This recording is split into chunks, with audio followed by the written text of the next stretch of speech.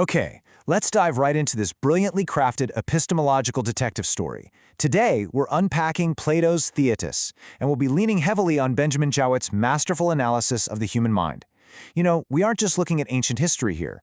We are dissecting a foundational text that systematically dismantles the very idea of absolute relativism.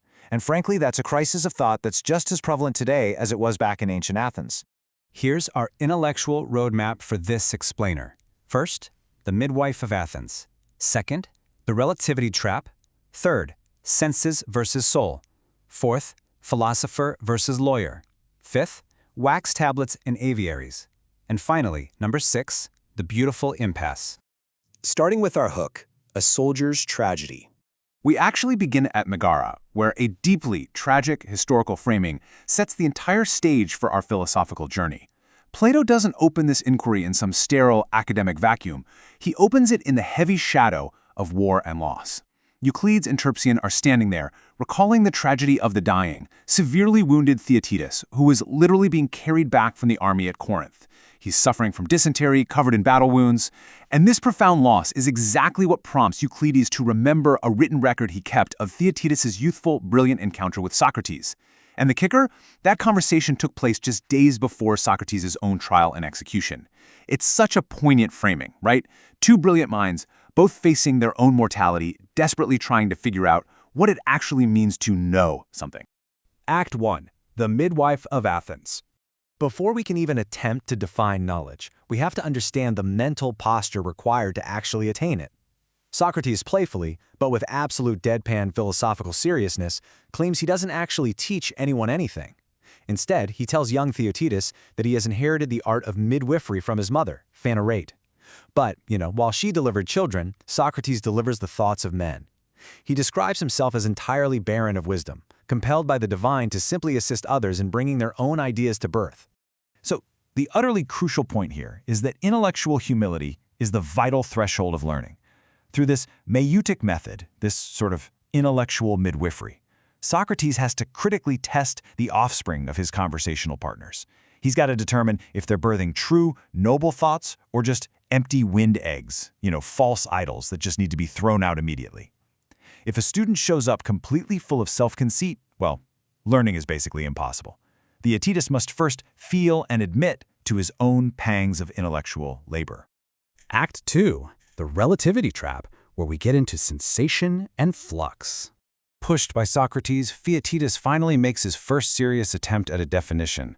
He says, knowledge is sensible perception. And this right here brilliantly illustrates the crisis of subjectivity. Socrates immediately links this guess to two massive philosophical pillars. First, Protagoras' famous doctrine, man is the measure of all things. Basically, truth is just whatever appears to you in the moment. Your truth, my truth. Second, he grounds this in Heracleitus' doctrine of universal flux, the idea that everything in the entire universe is in a state of perpetual, chaotic motion. So if knowledge is just perception, then my perception is true for me, and yours is true for you. But Socrates completely exposes this. If we follow this theory to its absolute end, it is a truly suicidal logic. Think about it. If every sensation is in constant flux, and there are literally no fixed states, we can't even pin down words. Language itself instantly collapses. If everything is just becoming and changing all the time, you cannot confidently name a single thing, let alone claim to possess objective truth. Protagoras' own claim that man is the measure is entirely destroyed by its own premise. Socrates deeply analyzes this perceived reality to show exactly where its limits are. He explains sensation as the sudden collision of slow and fast motions between an agent and a patient. For example, your eye and an object coming together to temporarily birth the sensation of whiteness. But because this combination is incredibly fleeting and entirely relative to the exact state of the perceiver in that exact millisecond, it completely lacks the universality and the stability required to ever be called true knowledge. Act 3. Senses versus soul. Introducing the unified knower. To escape this trap of endless flux and meaningless sensation, Plato drops a massive psychological breakthrough on us. Let me ask you the exact same question Socrates basically asks Theaetetus. Are your senses, your eyes, your ears, your sense of touch, are they just independent little entities operating blindly inside of you, completely disconnected from one another, like Greek warriors hiding out separately inside the Trojan horse? No, of course not. The senses must converge upon a central, unified soul. We don't perceive with our eyes as much as we perceive through them. The soul is the true presiding perceiver. And why does this matter so much? Because while the eye can see a color and the ear can hear a pitch, it is the soul alone that can actually compare them. It's the soul alone that can grasp abstract, universal notions like being, sameness, difference, and number. Therefore, mere perception cannot be knowledge, because mere perception never actually reaches the abstract truth of being. Act 4. The Philosopher and the Lawyer. Right in the middle of this incredibly dense analytical logic, we take a collective breath. We enter what Benjamin Jowett famously calls Plato's landing place digression. It is a brilliant pivot straight into moral psychology. Look at this stark contrast Plato draws for us. On one side, we have the lawyer, the slick orator of the courts. He's highly serviceable, sure, but ultimately he's a knave. He is hurried constantly by the ticking of the water clock, trapped by systemic conformism, forced into flattery and crooked, cynical ways just to survive the immediate dangers of the courtroom. On the other side, we have the philosopher. Now, he might appear ridiculous or clumsy to the outside world, but he is completely free. He has the luxury and the leisure to let the argument wander wherever the pursuit of absolute justice and truth leads him. And what you really need to take away from this profound digression is the terrifying natural penalty of the lawyer's path. The ultimate punishment for injustice isn't necessarily going to jail or facing public shame. It is the internal necessity of becoming progressively more wicked. By conforming to those warped relativistic games of the courtroom and by abandoning universal truth, the soul fundamentally distorts and degrades itself. Act 5. Wax tablets and caged birds. Let's see how this builds right back into our core epistemology. Having firmly established that the unified soul grasps truth, Theaetetus takes another swing. He suggests that knowledge is true opinion. But wait, this instantly forces a massive problem. How on earth is false opinion even possible? To solve this mystery of error, Plato first tries out an incredible structural model of the mind. Imagine your mind contains a literal block of wax. Some people have hard wax, some soft, some muddy, some pure. This is memory. Fresh sensory perceptions enter and get literally stamped onto this wax. Socrates suggests that false opinions happen when there's a mismatch. Like you see someone at a distance and you accidentally fit this fresh visual perception into the wrong existing memory stamp. Actually, scratch that. The wax tablet fails to explain purely abstract errors. Like, what about making a mistake in pure math where there is zero fresh sensory input?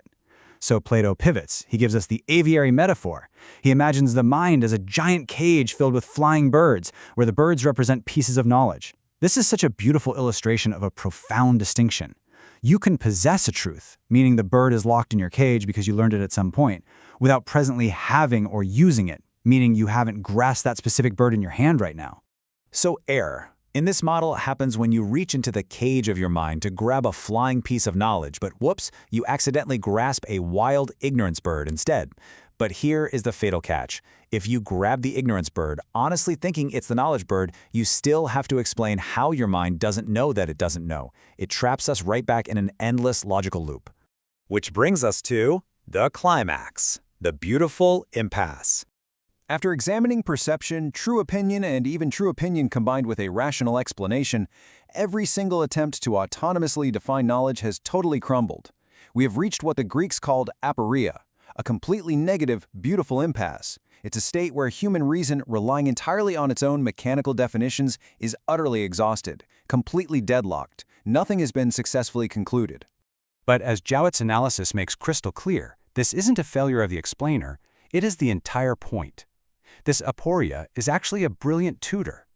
Exhausting these human cognitive structures, the flux, the wax tablets, the aviaries, is exactly what Plato intends for us.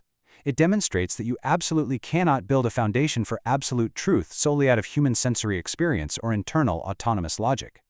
The failure intentionally strips away our intellectual self-conceit. So I leave you with this final, provocative thought to ponder, one that perfectly sets the stage for Plato's later works.